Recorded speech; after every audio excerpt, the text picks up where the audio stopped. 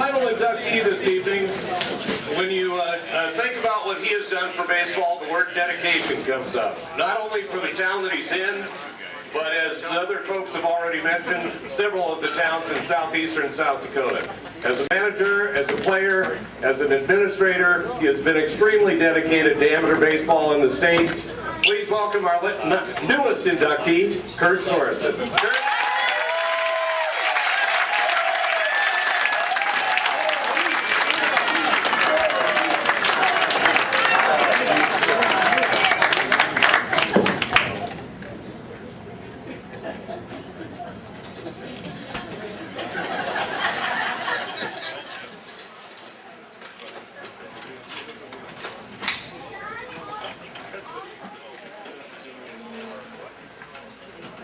I'm a little upset. We are introduced in alphabetical order. And it's just tough to follow Mitty and Schlim and McKinney because they're so smart and witty and down to earth. I talked to Mitty last week and I said, "What are you going to say?" And he said, "Well, I'm just going to have 6 or 7 drinks and wing it."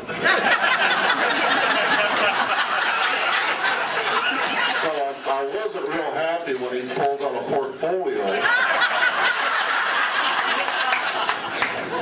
And he's reading all this stuff, and they said, just do a couple minutes, and he's up there for 22 minutes. And Sorney, he brings a tune to my eye, and they got all these sayings, Mac, you're the man, I can't say enough about those guys. Little stories about them. I played ball against Mac when Larchwood had a real strong team in the early 70s and Vermillion wasn't very good. And they pulled into town one Sunday and it had rained and we had burned the field off with gas so we could play and struggle. Well, about the 3rd inning, it rained again. And Larchwood was kicking us around about 9-0 in the 3rd inning. And Sarge Joplin, my manager, who was very instrumental down Vermillion before me, and we walk over to the Larchwood dugout with the umpires and say, "Well, we don't look like we can play." And here's McKinney. Him and his team are mad at us because we made it rain. Now, it was a mercy for us, but we got blamed for that. But I've called Mac several times for help. He drops everything. He says, "I'll get you bad." So state tournament last year in Mitchell when we had all that rain, the crew up there was running out of Diamond Dry.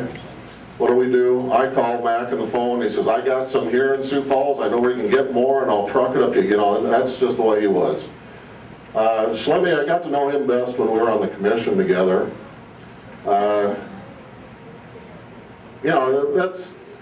It puts me in a tough situation because he's so smart. He just had great ideas. The best idea he ever had, we never did. Schlemmy one time said to me, he says, "When are we going to put a bottle of whiskey on the table at these commissioners' meetings and pass it around? We'll really get things solved." And we never did that, but I think we could have solved a lot of problems with that bottle of whiskey. And Mitty, I had a radio interview last week, and they said, "Well, do you know Dave Midland?" I said, "Yeah." "What do you think of him?" He said, "I don't like him." And that's partially true because he beat me so many times. Renner would come down and kick us around. Our state tournament, 1976, we finally had a team that could have won the state B tournament. And we were playing Sioux Falls, and Mitty was a pickup player from Riverside. And they had the bases loaded. We were up by a run, and he hits a line shot single to center field, which our center fielder took a nosedive, knocked himself out. Of course, in Mitchell, the ball rolled clear to the 420 in center field, and all I can remember was Mitty and that little buddy is running around, getting inside the park home run, and to help beat us, But then, you get to meet the guys later and talk with them, and it's just a great fraternity.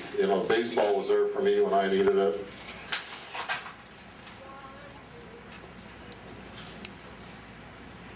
And that's why I support baseball, you know. It is the loyalty, the people you meet, everything that goes around has been just great. So, Larry, when he mentioned coming off the farm, that does ring a bell. You know, we played baseball at nights. That way we could get out of the bale pile, out of the bean field, you know, get off that M with no power steering while you're trying to cultivate, you know, because we'd go play baseball and then we have fun. And that was the main part of it, you know. Then through baseball, I get to meet Bert Toolson. You know, I see him twice a year now, and we only manage against each other in the state tournament. I think he's got a one-game edge on me. But they were just classic battles. They were always classic. But if you know Bert, back years ago, he was a little more excitable. He was a real pain to manage against. He could not keep his mouth shut. Well, he made a talk about how he was the corn stalk out in the bean field and all this and that. You know, I really wanted a corn knife and go walking beans and cut them down. You know, and I just, you know, and I can't wait for winter meetings and state tournament because I can see, you know, I got it, Bert Toolson again. Dave Gassman, who everybody knows is the Gassman. Well, we got invited up to play on the 4th of July years ago in Canova, and that is your 4th of July, folks. You know, there's 1,000 people, you know, and it's all about the game and the fireworks and all that. And of course, Dave Gassman, being Dave Gassman, he's going to pitch the last inning of the game. You know, the game was decided, who cared? Well, being the only guy about his age, I went up to hit against him. And I got one of those screaming line drive bloop singles over shortstop. And I barely get to first base, and Gassman's yelling at me, "That's it, you don't get any free beer." You know, I almost lost the deal on there, but, you know, he went it. You know, it was just those great things there, you know. You get to meet Herb Sundahl, you know, you always like to play as kind of a Chamberlain Cannonballers, but, you know, he'd never come to Vermillion and play. He always come out and play in his home field. So he always looking for that advantage, you know, as a lawyer should. But one thing that has always amazed me is that I got thinking back about the players I played against, but more recently, the players that played for me. You look out on the field there, and I've had a handful of doctors, a handful of lawyers play for me. I've had administrators, coaches, insurance reps, investment counselors. These guys are all college graduates. And they're playing for a farmer that got kicked out of every state-supported school in South Dakota. And, you know, it's just the loyalty they showed me is the loyalty I try and give back to them. I got to thank my family. Cal Ripken said you got to thank your family. And you girls stand up.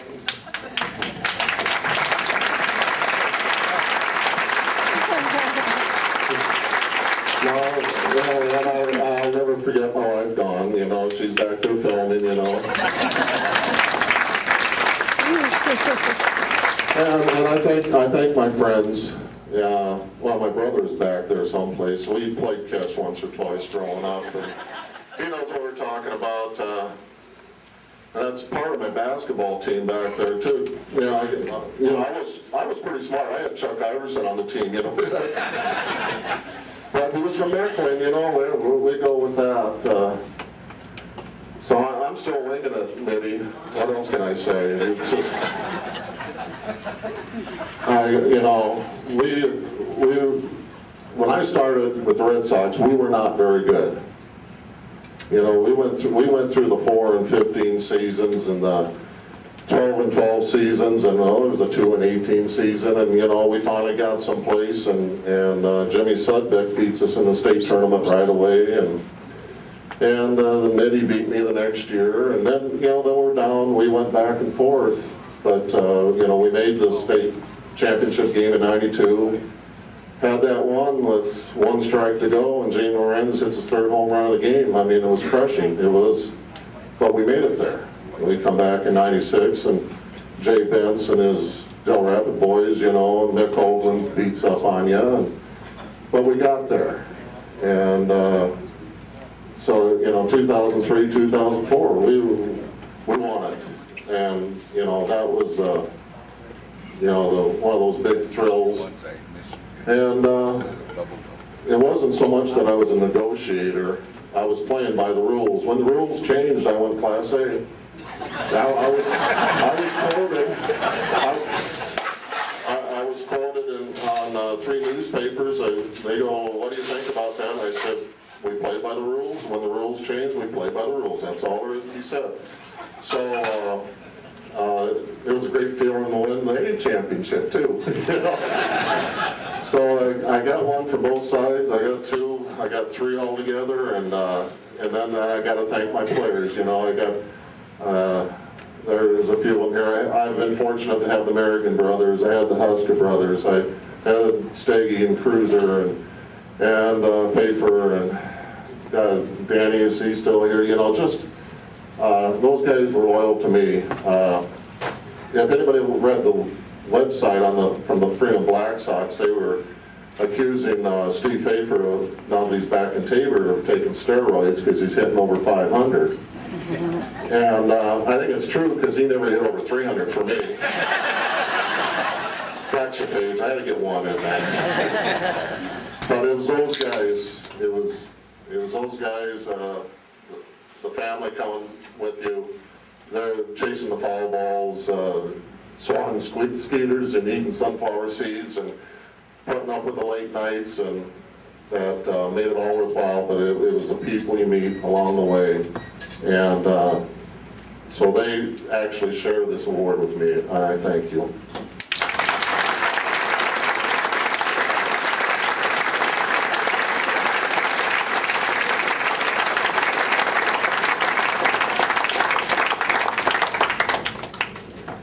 Before we get out of here, be aware that there will be some photo opportunities. As a matter of fact, there is still room over in that the next room if you want to take some pictures. Also, I think we need to thank a couple of the folks who worked very, very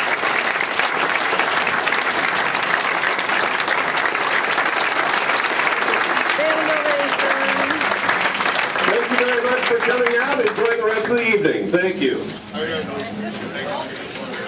Bye, thanks for coming.